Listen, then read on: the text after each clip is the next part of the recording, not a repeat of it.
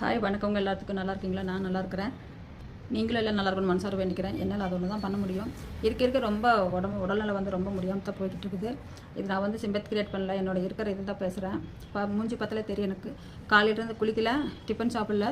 இப்போ கிர்னி ஃப்ரூட்ஸ் தான் அது மட்டும் சாப்பிட்டேன். அந்த இது எடுத்துக்கு போய் தலை கின்னுன்னு பிடிச்சிக்குது எனக்கு. அது ஒத்துக்க மாட்டேங்குது. வேறு வழி இல்லை. காலையில் பப்பாயா சாப்பிட்டேன். இப்போ கிர்னி ஃப்ரூட்ஸ் இருந்தால் அதை மட்டும் கட் பண்ணி உப்பு கொஞ்சம் மிளகாத்தூள் போட்டு சாப்பிட்டேன். சமையல் எதுவும் பண்ணலை. இப்படியே போய்கிட்டு இருந்தால் என்னால் ஒன்றும் பண்ண முடியலைங்க. பொண்ணோட்டு ஃபோன் பண்ணி பேசினேன் இன்றைக்கும். அவள் என்ன சொல்கிறேன்னா, வீடு பார்க்குற பக்கத்தில் சென்னையில் நீங்கள் அங்கே வந்து இருந்துக்குங்க அப்படிங்கிற. அப்படியே ஒரு விஷயம், நான் எதுக்காக இங்கேயே இருக்கிறேன் அப்படின்னா, வீட்டு வாடகை அவ்வளோ வாடகை கொடுத்து அங்கே அவங்க இருக்கிறது 25,000 இருக்கிறாங்க. நம்மளால் அந்தளவுக்கு போய் கொடுத்துலாம் இருக்க முடியாது. ரெண்டாவது வந்து வீடு நீட்டாக இல்லைன்னா என்னால் அதுவும் இருக்க மாட்டேன். பாத்ரூம் வீடு எல்லாம் நீட்டாக இருக்கும்னு நினைப்பேன் எப்போவுமே. இந்த வீடு 10 வருஷமாக இதே இதில் இருக்கிறேன்னா, புட்டப்பருத்தியில் அவ்வளோக்காக வெளியிலாம் அப்பார்ட்மெண்ட் இருக்குது, நீட்னஸ் இருக்காது. அதனால இதே வீட்டில் இது சொந்த ஹவுஸ் ஓனருடைய இது. அது வந்து அப்பார்ட்மெண்ட் வந்து வாங்கி ஒவ்வொருத்தரும் வீடு வேலைக்கு வாங்கி அது வாடகை கொடுத்துட்ருப்பாங்க. இதில் ஓனர் அவங்களுக்கு சொந்த வீட்டில் தான் அப்பார்ட்மெண்ட். இவங்க யாருக்குமே விற்கலன்னு இல்லை, அதில் தான் இது பண்ணி வச்சுருக்காங்க, வாடகை கொடுத்துட்ருக்காங்க. அதனால் இந்த செக்யூரிட்டியாக இருக்குது. நல்லா எந்த பயம் பிரச்சனை எதுவுமே இருந்தால். நான் வீட்டுக்குள்ளே காலையிலேருந்து எந்திரிக்க முடியலைங்க. நேற்று கொஞ்சம் ஓரளவுக்கு நல்லா இருந்துச்சு, எந்திரிச்சிட்டேன். இன்றைக்கி வேலைக்கார பொண்ணு போய் தான் வந்து செஞ்சுட்டு போகுது. நான் அதனாலேயே ஒன்றும் எந்திரிச்சு கூட முடியல. காலையில் பப்பாயா சாப்பிட்டு அப்படியே படுத்து தூங்கிட்டேன். எத்தனை மணிக்கு படுத்துறோம், என்னென்ன மாத்திரை போட்டணும் போடலன்னு கூட அவங்கள 2 மணிக்கு தாங்க எந்திரிச்சு. 2:30 ஆயிடுச்சு நான் எந்திரிக்கும் போது. அதுக்கப்புறம் அதான் அந்த கிட்னி ஃப்ரூட்ஸ் இருந்துச்சு, அது மட்டும் சுட்டு அறுத்து சாப்பிட்டேன். அப்புறம் வேலைக்கார பொண்ணுக்கு ஃபோன் பண்ணி வர சொன்ன வந்துச்சு. ஏதோ நான் எந்திரிச்சு கூட மாடு இருந்தானா கொஞ்சம் நல்லா வேலை செய்யும். இல்லை அப்படின்னா ஏதோ கூட்டணுமா பண்ணணுமா அப்படின்னு போயிடும். அடுப்பு தொடச்சி நீட்டாக வைமா அப்படின்னா அது ஏதோ அது தெரிஞ்சது அது பண்ணிகிட்டு இருக்குது, அவ்வளோதான். நீட்னஸாக அந்த இதில் எதுவுமே பார்க்க மாட்டாங்க அவங்க. அவங்களுக்கு வேலை தான் முடியுதா வந்தோமா, காசு தான் எதிர்பார்த்துட்டு இருக்கிறாங்க. எத்தனை காசு கொடுக்க முடியும் சொல்லுங்கள்? ஆல்ரெடி 2,000 எக்ஸ்ட்ரா கொடுத்து வச்சுருக்கிறேன். இதுக்கு மேலே அவங்ககிட்ட கொடுத்த காசு அது ஒன்றும் கொடுக்க முடியாது, வரவும் முடியாது. ஒரு விஷயம் என்னென்னா, அமௌண்ட் ப்ராப்ளம், நிறைய அமௌண்ட் ப்ராப்ளத்தில் இருக்கிறேன். நான் இது வரைக்கும் அதை எதுவும் நான் வெளிக்காட்டிக்க மாட்டேன், சொல்லவும் இல்லை. ஒன்றும் இல்லை, பாவம் அப்படின்னு ஹெல்ப் பண்ணியிருப்பார் ஒருத்தருக்கும். அந்த ஹெல்ப் பண்ண காசை எனக்கு ரிட்டர்ன் கொடுக்காம ரொம்ப இழுத்தடிச்சிட்டு இருக்கிறாங்க. அதனால மன உளைச்சலும் ரொம்ப ஆகுது. அந்த காசு கொடுத்த காசு கூட திருப்பாங்க. அவங்க வட்டியெலாம் இல்லைங்க எதுவுமே. சத்தியமாக சொல்கிறேன், 7 மேலே வட்டி ஒழுக்கமாக கொடுக்கவே இல்லை யாருமே. ஆனால் அந்த மெயின் பேலன்ஸாவது கொடுத்துருவாங்கன்னு ரொம்ப டென்ஷன் படுறேன். அதனால டென்ஷன் அதிகமாகுது எனக்கு. அது கொடுக்குறேன், அது சொல்கிறேன், அது கூட அவங்க கொடுக்க மாட்டேங்கிறாங்க. ஃபோனே அட்டன் பண்ண மாட்டேங்கிறாங்க. இங்கேருந்து நான் டென்ஷன் ஆகி அங்கே போய் அவங்களுக்கு பிடிச்சி சத்தம் போட்டு வந்தோம்னா பேசாமல் கம்மன் அமைதியாக இருந்துக்கிறாங்க. என்னால் முடியலைங்க. அது எப்படி என்ன பண்ணுறது கூட முடியல. இருக்கிறவனும் வட்டி கொடுக்க மாட்டேங்கிறேன், எல்லாரும் வட்டி கொடுக்க மாட்டேங்கிறேன். பாவம்னு ஹெல்ப் பண்ணதாங்க எல்லாத்துக்கும். ஐயோ பாவம் அப்படின்ட்டு பண்ணதான். ஆனால் நான் சும்மாலாம் கொடுக்க முடியாது. எனக்கு சாப்பாடு செலவுலாம் இருக்குது, எனக்கு வேறு வருமானம் எதுவும் இல்லை. இப்படி தான் சொல்லி கொடுத்துருக்குறேன். ஆனால் யாருமே அப்படி சொல்லி இருந்தாலுமே அதை எடுத்துக்க மாட்டேங்கிறாங்க. அவங்க வேலை முடிஞ்சது நம்மளைய கண்டுக்கிற வேலையே இல்லை. போன் அவங்க எடுக்கிறதா இல்லை. அதுக்கு முன்னாடி பணம் வாங்குறதுக்கு முன்னாடி ஐயோ உங்கள் உடம்பு எப்படி இருக்குது, அப்படியே இப்படியே உங்களுக்கு கனவுல வந்தீங்க நீங்கள் நேற்று, ஐயோ என்னென்னலாம் ஃபோன் பண்ணிட்டுருக்கீங்க. ஃபோன் பண்ணி தூரம் போகணும். அந்த வெண்ணிலாவே வந்து எங்கிட்ட காசு வாங்க வரைக்கும் ரொம்ப அன்பாக காட்டுற மாதிரி எங்கள் அம்மா அப்படி இப்படின்னு சொல்லி பண்ணிக்கிட்டு இருந்துச்சு. காசு வாங்கினாங்க அப்படி கப்பு சுப்பு அடங்கிட்டாங்க. இப்போ நான் தான் ஃபோன் பண்ணி பேசிட்டு கிடக்குறேன். எனக்கு எப்படியாவது கொஞ்சம் சீக்கிரம் அந்த அமௌண்ட் கொடுத்துருமா அப்படின்னு தான் சொல்லியிருக்கிறேன்.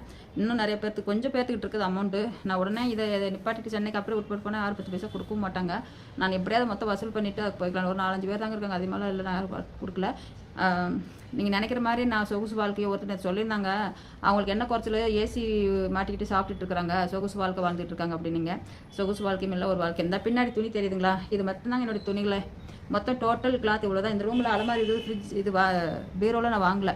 சென்னையில் இருந்து அப்படியே பொண்ணுக்கிட்டு நான் விட்டு வந்துட்டேன். இங்கே இருக்கிறது இது மட்டும்தாங்க. நைட்டியாக இருக்கட்டும், புடவையாக இருக்கட்டும், வேறு எதாக இருந்தாலும் துண்டு டாவல், அதுக்கு தான் இது மட்டும்தான் இருக்குது. எங்கிட்ட இருக்கிற மெட்டீரியல் என்னுடைய உடம்புக்கு போட்டுக்கிறதுனா இதுதான். இதில் 2 பெட்ஷீட்டும் இருக்கும்.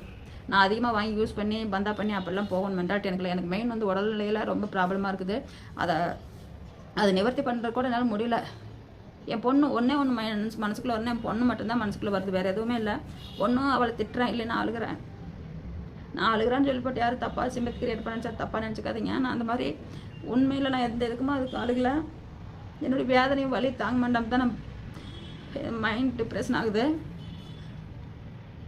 என்ன அப்படின்னா யாரும் இல்லை, கூட யாரோ ஒருத்தர் இருந்தாங்கன்னா எனக்கு இவ்வளோ வேதனையும் வலியும் வராது. என்ன பண்ணுறது, என்னுடைய தலையெழுத்து, கடவுள் எழுதியிருக்காரு தலையெழுத்து. இதே மாதிரி நிறையா பேர்த்துக்கு இருக்கும் வாழ்க்கையில். நான் மட்டும்தான் இல்லை, ஒவ்வொருத்தரும் இந்த கஷ்டங்கள் அனுபவிச்சு தாண்டி தான் போகணும். கடவுள் மேலே பாரத்தை போட்டு தாங்க போகணும். நம்ம எதுவுமே செய்ய முடியாது. நான் ஒரு நேரத்தில் வெளிப்படுத்திக்க மாட்டேன். என்கிட்ட இல்லை அப்படின்னா நான் எதுவும் வெளிப்படுத்திக்க மாட்டேன். ஏசி வாங்கி போட்டுட்டு நான் ஜாலியாக வாழ்கிற அப்படின்னு நினைக்கிறீங்க. அந்த மாதிரி ஏசிக்கு அதுக்கு சம்மந்தமே இல்லைங்க.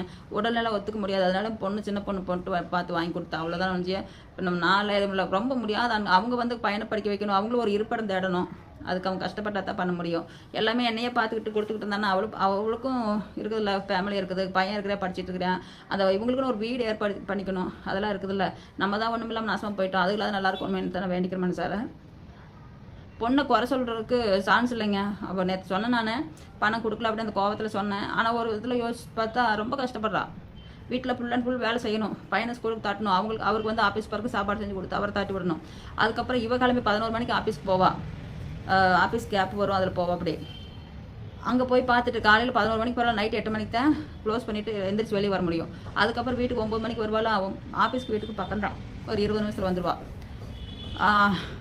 வண்டியில் தான் போய்கிட்டு இருந்தேன். நான் தான் கூட்டம் நெரிசல் வண்டியில் வேண்டாம் சாமின்ட்டு நான் அந்த ஆஃபீஸ் வேன் வரும்ல அதிலே தட்டு போக சொல்லிட்டேன். ஏன்னா 8 மணி 8:30 கிளம்போலாம். அங்கே வீட்டு அங்கே 8:15 கிளம்பிடுவாள் முடிச்சுட்டு கீழே வந்து. எனக்கு அந்த வீட்டுக்கு வர நேரம் ஒரு 10 டைம் ஃபோன் பண்ணிடுவா. வண்டி ஓட்டிகிட்டு இருப்பான். அந்த வண்டி ஓட்டுற டயத்தில் முன்னாடியே சொல்லுவேன், ஓரத்துலேயே வா சாமி, மெதுவாக வா, ஏன்னா டிராஃபிக் ஜாம் ஆகுதுல சென்னையில். அது எனக்கு பயம் திக்குனே இருக்கும். அதனால சொல்லி வண்டி எடுத்து போகிறத நிப்பாட்டிட்டா. ஆஃபீஸ் கேப்பில் வந்துடுறா. அப்படி அதுக்கும் அமௌண்ட் பே பண்ணணும். இருந்தாலும் கொஞ்சம் தைரியமாக வந்துக்கலாம் 4 வீக்கில் சேர்ந்து. என்ன பண்ணுறது, நம்ம சூழ்நிலை சந்தர்ப்பம் போயிடுச்சு. நான் ஒரு இது நினைக்கிறேன், அழுகக்கூடாதுன்னு தான் பார்க்குறேங்க. அழுகக்கூடாது. நான் எவ்வளோ கண்ட்ரோல் படுத்திக்கிறேன். பட்ட கஷ்டங்கள் அவ்வளோ கஷ்டப்பட்டு நான் வாழ்க்கையில் சந்தோஷம் இருக்கே இல்லை. கடைசி காலத்தில் நீ நல்லா இருப்பேன்னு எங்கள் அப்பா அம்மா சொல்லுவாங்க. ஆனால் கடைசி காலத்துலேயுமே நல்லா இருக்கிற மாதிரி இல்லையே. ஓப்பனாக உண்மையும் சொல்லணும். அதுதான் ஃபோன் வாங்குறேன், 40,000 ஒரு ஃபோன் வாங்கியிருக்கிறீங்க, ஏசி வாங்கியிருக்கீங்கன்னு சொல்கிறீங்க. அதுக்கு பின்னாடி எவ்வளோ வேதனை இருக்குது தெரியுங்களா? என்னுடைய செயின் 5 பவுன் செயினை பேங்கில் வச்சு தாங்க நான் வாங்கியிருக்கிறேன். அது பேங்கில் இருக்குது. அது என்றைக்கு நான் திருப்பறனோ, அது எப்போ போகிறேன்னு எனக்கு தெரியல. இதை நான் எல்லாத்துக்கும் சொல்ல முடியாது. என்ன இப்போ நான் சொல்கிறேன், இதை உண்மையை சொல்கிறேன்னு வச்சுக்கலாம். வந்து அதெல்லாம் போய் சொல்ல விரும்ப மாட்டேன். போய் சொன்னாலும் அதை திரும்பவும் நான் உண்மையை உடச்சு விட்ருவேன். இப்போ அந்த பேங்கில் வச்சு வாங்கினா அது அப்படி வலியும் வேதனை எனக்கு தான் இருக்குது. எங்கள் அப்பா எங்கள் வீட்டுக்காரெல்லாம் விற்று செலவு பண்ணிட்டு போயிட்டா. அப்படி எங்கள் நகையை ஃபுல்லாக விற்று போயிட்டா. அப்படி எங்களை ஒரு வழி பண்ணிவிட்டு போயிட்டாரு. பிள்ளைய அதுக்கப்புறம் படிக்க வச்சு நான் கஷ்டப்பட்டு எப்படியும் என்னால் முடிஞ்ச வரைக்கும் நான் அந்த பிள்ளைக்கு ஒரு நல்ல வாழ்க்கையை ஏற்படுத்தி கொடுத்தேன்.